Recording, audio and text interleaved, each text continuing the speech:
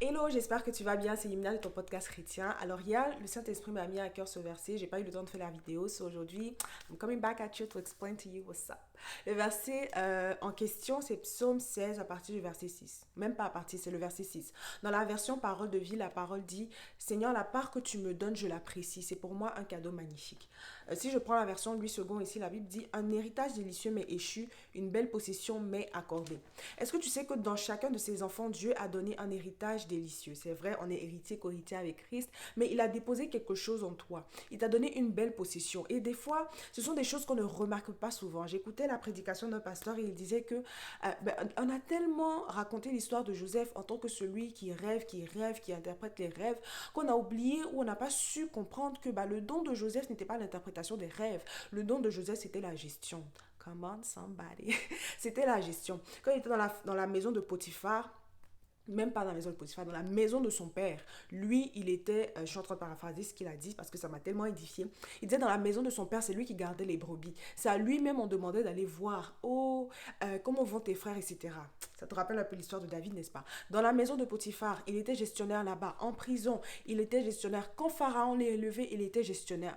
Donc c'est vrai qu'il a eu à interpréter le rêve, c'est ce qui lui a ouvert les portes en fait. Mais ce pourquoi il était appelé, c'était la gestion, il était gouverneur en Égypte second après Pharaon. Tu vois un peu. Donc il y a des choses qui sont en nous, mais qu'on ne remarque pas forcément. Et tu ne sais même pas ce qui va t'élever, tu vois. Tu ne sais même pas ton don, ce que le Seigneur a déposé en toi, qui va t'ouvrir des portes, qui va faire quoi que ce soit en fait. David dit, le roi David, il a dit dans cette parole de vie, dans ce verset dans Parole de vie 2017, la version de la Bible à laquelle je fais référence. Il dit la part que tu me donnes, je l'apprécie. Je l'apprécie. C'est-à-dire, je ne méprise pas, je ne laisse pas de côté. Il dit, je l'apprécie, je l'apprécie. Tu me donnes ce don-là, je l'apprécie. Et j'ai fait l'expérience. J'ai regardé, je pense que je vais essayer d'en parler un peu après dans mes statuts pour vous édifier au besoin, en tout cas selon la direction du Saint-Esprit. Et le pasteur Castano, justement, il prêchait à propos de ça. Comment avoir développé plusieurs de ses talents, justement, comment pouvoir multiplier. Et l'une des choses simples, justement, la première des choses à faire, c'était juste de recenser les choses que tu savais faire. Bon, moi, je me suis dit, bon, je peux parler, ok, c'est obvious, on m'entend parler, on me voit parler. Voilà, je peux parler devant un public, ça c'est un truc que je fais, ok, tu vois. Je peux faire ceci, je peux faire cela. Mais après, j'ai commencé à noter des choses que je pensais que je pouvais faire, mais étaient approximatives. C'est-à-dire, je me suis dit, bon, je sais pas chanter, mais attends, je vais écrire le chant quand même. Bon, je sais pas, tu vois, la danse, là, je dansais quand j'étais petite, couper les caleurs, whatever. Mais depuis que je suis venue en crise, je n'ai plus dansé, j'ai écrit la danse et tout. Tu vois, mais j'ai écrit des choses, j'ai commencé à prier dessus. Je vous dis, les amis, que les talents ont explosé, boum. Des choses que je voyais, auxquelles je prêtais pas forcément attention. Je me disais, ok, bon, bref. On commençait à se développer en moi, en fait, tu vois. Et ça, c'est parce que j'ai pris mon temps, je me suis assise et j'ai noté ces dons qui étaient en moi, des choses que je remarquais. Ton environnement aussi peut te dire, mais toi, tu sais chanter, mais toi, tu sais gérer, ou toi, tu sais danser, mais toi, tu sais cuisiner. Ce sont des choses qu'il ne faut pas négliger en fait. Il faut apprécier, il faut confier son Seigneur. Et puis, en tant que vase, il va remplir et puis il va multiplier en fait. Comme la femme dans l'histoire avec le prophète, c'est qui? Elijah ou Elisha. Ah, je les confonds toujours les deux prophètes. Je pense que c'était le prophète Élie.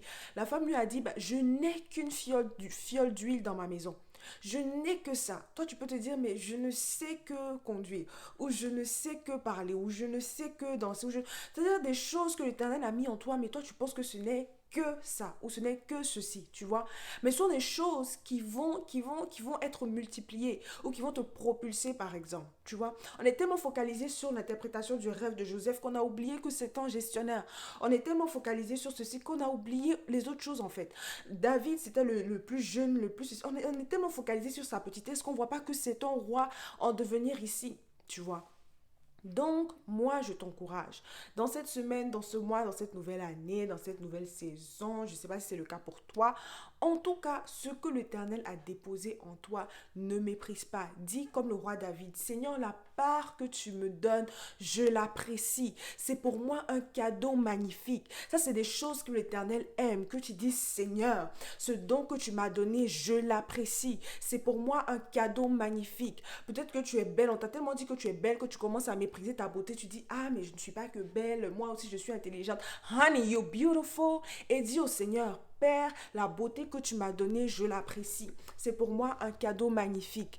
Je sais pas, peu importe le don, apprécie, c'est pour toi un cadeau magnifique. Et quand tu vas commencer à apprécier cela, non seulement avoir, déterminer, mais valoriser le cadeau que Dieu t'a donné, tu pourras comment dirais to expand, il pourra être encore répandu, il pourra grandir en fait. Ce cadeau va t'ouvrir des portes, ce cadeau va...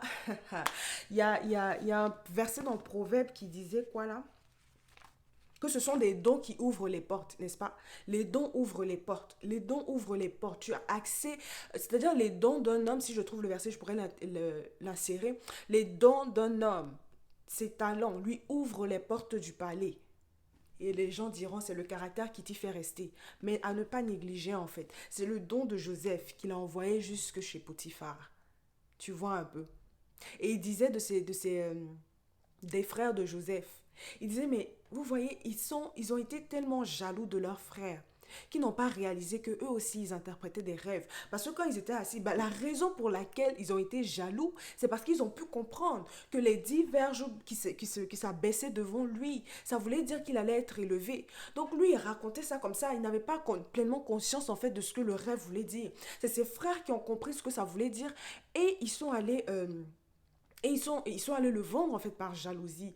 Donc ce pasteur disait, mais ne sois pas tellement omnubilé par le don de quelqu'un que toi-même tu oublies ce que le Seigneur a déposé en toi. Parce que nous sommes tous ouvriers, ouvrières dans le champ de Christ. Ce que tu es en train de mépriser là, moi c'est la clé, c'est ma clé en fait, c'est ce dont j'ai besoin. Ou même cette connaissance que l'Éternel t'a donnée. Peut-être que toi tu n'as pas des dons très visibles, tu vois, un peu comme Kim Kardashian, on lui demande c'est quoi son don, c'est quoi son don. Les gens ne savent pas trop comment répondre. Il y a des choses comme ça qui ne sont pas des dons typiques. Peut-être que c'est la connaissance que Dieu t'a donné. Mais cette connaissance-là, ça peut ouvrir des portes. Ce truc-là, ça peut faire des... Ah là là, tu sais pas là où ton don peut t'envoyer. Tu sais pas à quel point ça peut être utile pour le corps du Christ et même à l'extérieur.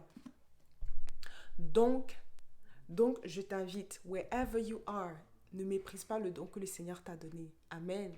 God bless you.